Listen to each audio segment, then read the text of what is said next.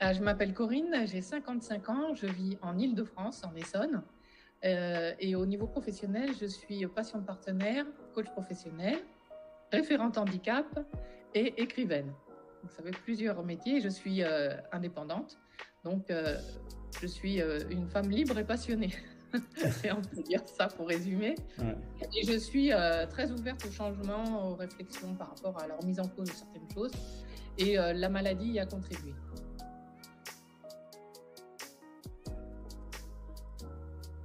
Alors, les étapes principales, en fait, ça a été surtout le fait d'accepter le diagnostic et d'accepter le retour dans ma vie avec les pathologies, les conséquences suite à la maladie, des opérations, entre autres.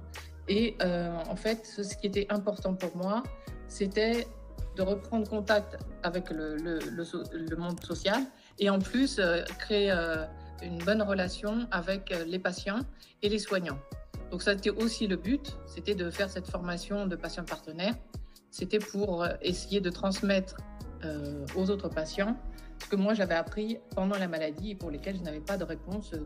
C'était des solutions que j'ai cherchées toute seule en fait. Donc ça a été assez compliqué, mais j'ai réussi à en trouver. Je n'ai pas encore fini, mais j'ai réussi à en trouver. Et j'ai voulu aussi, c'était aussi le but de ce nouveau métier, de pouvoir transmettre ces informations aux patients. Alors pourquoi je veux les aider? Tout simplement, dans un premier temps, c'est parce que je souhaite vraiment être à leur disposition, être là pour les écouter, pour entendre ce qu'ils ont à dire, à la fois le vécu de leur pathologie et à la fois leurs émotions, puisque pendant la maladie, on traverse pas mal d'émotions, dont par exemple la colère.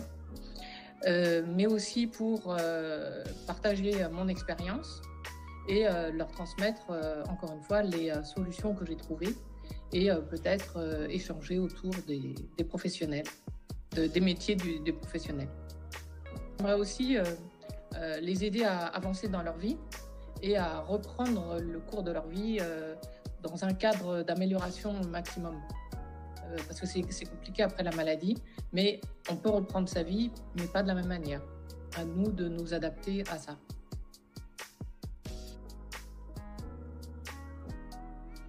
Alors là, c'est un vrai sujet très intéressant et qui m'a passionnée. À savoir que quand j'ai fini la formation, j'ai commencé à avoir des réflexions très différentes. À savoir que j'ai écouté les patients et j'ai aussi transmis leurs questions, leurs problématiques aux soignants.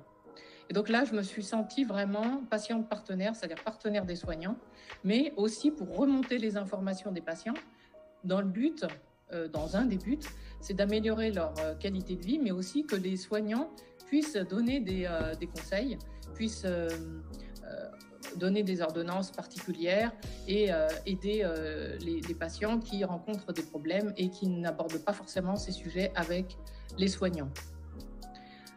Pour ma part, en fait, j'ai un exemple précis.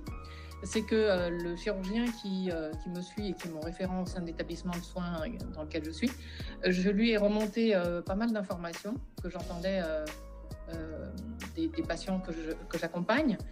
Et en fait, il y a eu une information que j'ai remontée, que j'ai vécue moi-même, à savoir après une remise en continuité suite à une stomie, une colostomie pour ma part, je lui ai suggéré de proposer un accompagnement par une kiné ou un kiné spécialisé dans les massages intestinaux. Et là, il a été étonné et il m'a dit qu'il prenait en compte ma remarque. Donc, le patient aidant, il est là aussi pour transmettre, pour véhiculer des informations du terrain aux soignants et de les redescendre aussi. Donc, ça fait un petit peu un ascenseur d'expérience médicale.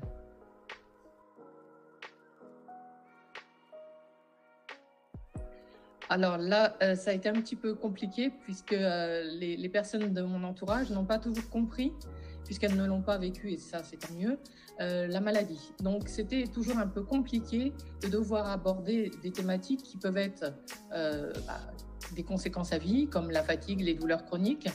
Ça c'est un petit peu compliqué. Donc il faut expliquer, réexpliquer, et parfois les personnes de notre entourage ont du mal à entendre parler de cancer presque tous les jours. Donc c'est vrai que c'est assez compliqué, la vie sociale. Et au travers de cette maladie, en fait, on voit après les choses très différemment. On voit le monde d'une manière très différente, à savoir qu'on va à l'essentiel. On ne perd plus de temps avec des détails, donc on va à l'essentiel. Et ça agace un petit peu aussi l'entourage, dans le sens où on ne nous reconnaît pas. Tu vois. Donc il y a un côté quand même assez difficile, mais il y a le côté positif, c'est que ça change complètement notre prisme de la vie. Et la maladie, en tout cas pour ma part, m'a permis de voir la vie différemment. Moi, mon objectif principal, c'est vraiment d'être utile au monde, de transmettre mes connaissances, à la fois professionnelles, ok, mais surtout l'expérience de patiente, que je la transforme en expertise professionnelle et que je sois là pour aider les patients. C'est ça qui m'a transformée et ça qui m'a donné un nouveau champ du monde social, qui n'était plus du tout le même. C'est pour ça qu'aujourd'hui, je suis dans le médical et dans le social, médico-social, on va dire, pour résumer.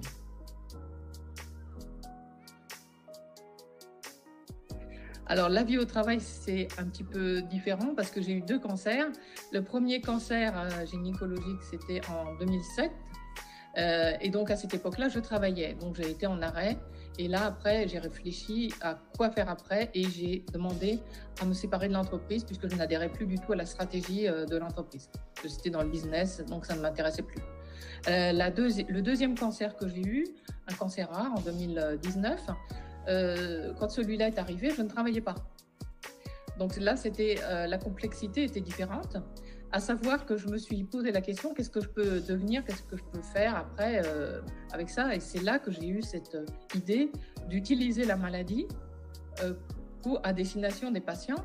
Et je me suis dit, pourquoi je ne serais pas à mon compte, je ne serais pas libre, je ne serais pas indépendante et proposer mes services. Donc, encore une fois, dans la reconversion professionnelle, mais avec une utilité et j'ai trouvé que c'était une bonne idée. C'était un challenge que je me suis lancé, que je ne pensais pas du tout me lancer il y a quelques années, mais je me suis lancée et je ne regrette pas du tout. Et cette maladie m'a fait changer complètement ma vie.